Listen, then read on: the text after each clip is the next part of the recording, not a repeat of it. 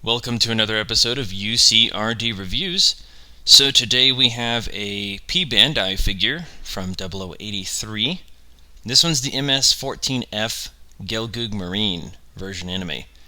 This mobile suit never had a figure made of it before, unfortunately, but it is a really neat Gelgoog variant. It was a late One-Year War design that didn't see a whole lot of combat because it was actually so late in the war, but they were used mainly by the MAU, which was a division of Zeon that was led by Cima, and then of course she used them all the way through 0083 in the Operation Stardust conflict. So they're really cool Gelgoog. They outperform the standard Gelgoog by quite a bit. However, their armaments aren't as good, I think. You know, this, instead of having a beam rifle, it has a machine gun. Instead of having the large Zulu style shield, it has a tiny knuckle shield. So mobile suit's great, armament's not, but that's how Zeon wanted to use them. And we also got to see it in Mayfly in Space Part 2 with a really cool camouflage pattern, which we'll probably never see in figure form, unfortunately. But if you don't know, if you haven't seen that one yet, I'd check it out because it's pretty cool looking.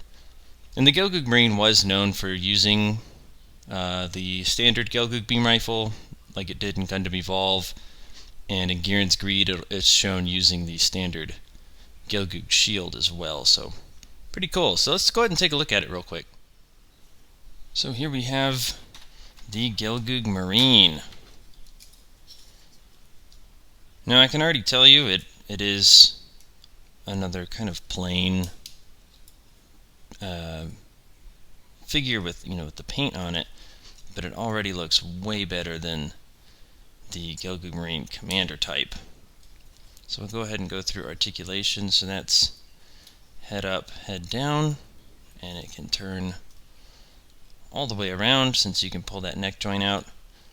Top of the head comes off, and you can move the mono eye around, and that can reattach pretty easily.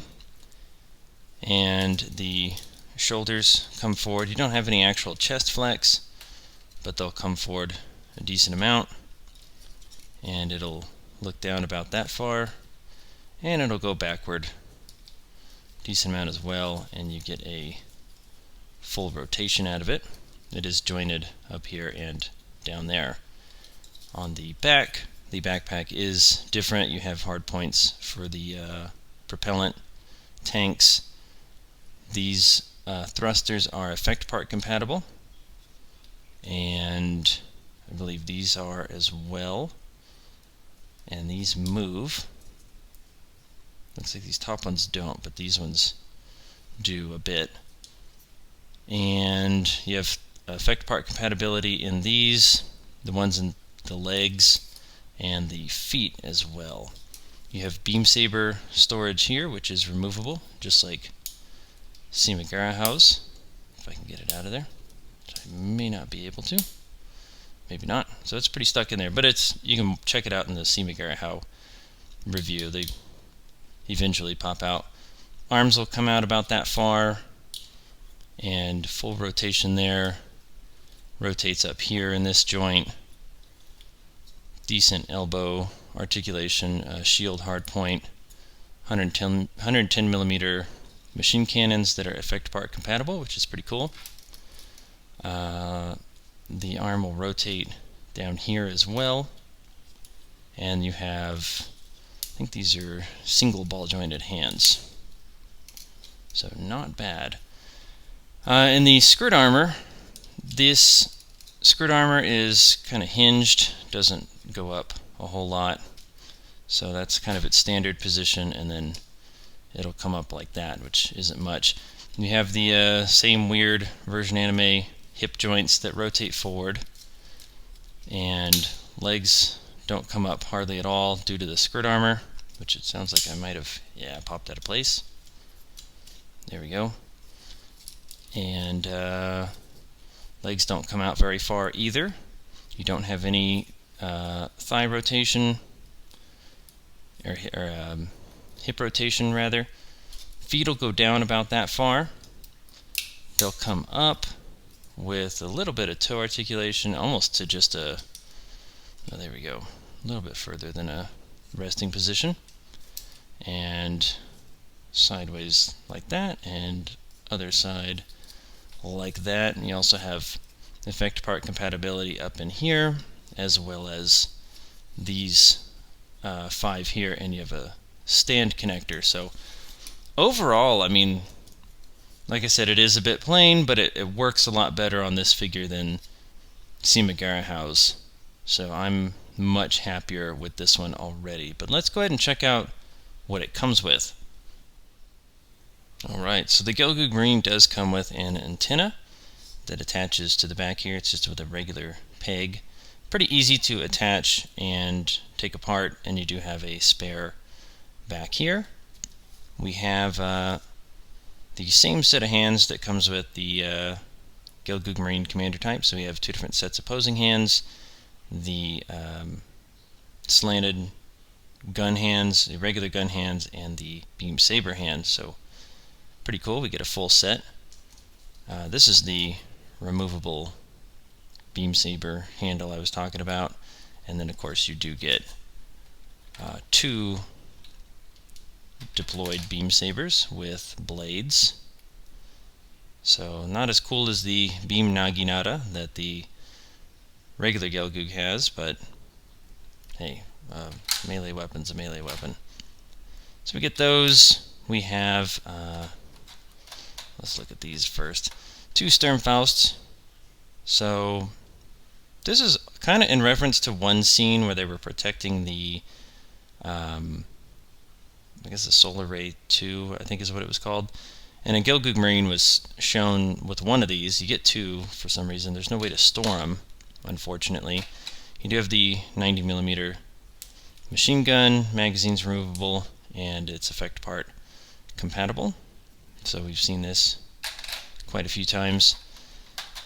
And we have the propellant tanks, which they will attach to the back here pretty easily, unlike the Psycho Doga, where once you attach them, they're on there permanently. That's not good. So they look cool. And lastly here, a new accessory, the Knuckles Shield has a rotating handle, and you also get a little piece that plugs it into the arm. So if you don't want it to be handheld, of course I attached it wrong, but it just kind of plugs in right like that, or you can just hold it. And it's pretty neat looking. Has hard points for explosion effects and stuff as well, so pretty neat. And you get one effect part, which is a slashing beam saber. So pretty standard assortment, but comes with a decent amount of weapons at least. Alright, so let's compare some stuff here. Let's see what the difference is between these two. So right off the bat here, you can see Cima's head has some Vulcans sculpted in there, and of course the commander antenna, where the regular Gelgoog Marine does not have that. The chest is also a bit more fortified than the Gelgoog Marine, the regular type, as well as the bottom skirt armor in the front. You can see it has that extra thruster there. The legs look the same. Looks like there's no changes to that at all. Let's go ahead and flip around to the arms here. Arms look identical. And coming around the back here, the back of the legs are where they're very different. The Gelgoog Marine looks much more plain, and then the commander type has extra thrusters and parts. Rear skirt armor looks the same, and then the backpack has been changed and modified. Cima's has more propellant tanks. So not a ton of changes, not too many big changes with these designs, but You know, I like when they do that, those little subtle changes to it. And then, I don't know why I didn't catch this earlier in the review, but you know, the whole top of the head comes off, not just the front piece, to move the mono eye. So real quick, before I get into the final part of the review, I did attach the propellant tanks to the wrong hardpoint. They actually go up here in the backpack. These are just a carryover from the Gelgoog Marine Commander type and aren't really used with this version of the Gelgoog Marine. And the backpack also has two hardpoints up here that are thrusters for thruster effect parts. So, the Gelgoog Marine mass production version. It is a P-band die. It is expensive. It's $84.22 is what I paid for it, and I imagine it's already more expensive than that if you want to buy it today. Is it worth that price? You know, that's where I would argue probably not. You know, it doesn't come with hardly any effect parts. Doesn't come with a lot of weapons. There's just nothing spectacular about this figure. There's no amazing paint applications to it. It's pretty plain. Again, it looks better than the Gelgoog Marine Commander type, I think. But, you know, there's nothing that says, oh wow, this is definitely a P-band die release. And you know, it's a minor variant of the Gelgoog Marine Commander type, which was a P-band die release itself. So it wasn't even something totally new. Now, don't get me wrong, I've been waiting for this mobile suit to be a figure for a very long time, and I will happily pay $84 for it. But, you know, now that you know what you get with this figure, it may not be worth it to everybody. So let me know in the comments if you ended up picking this one up. And thank you for supporting the channel, watching the review, and I will see y'all next time.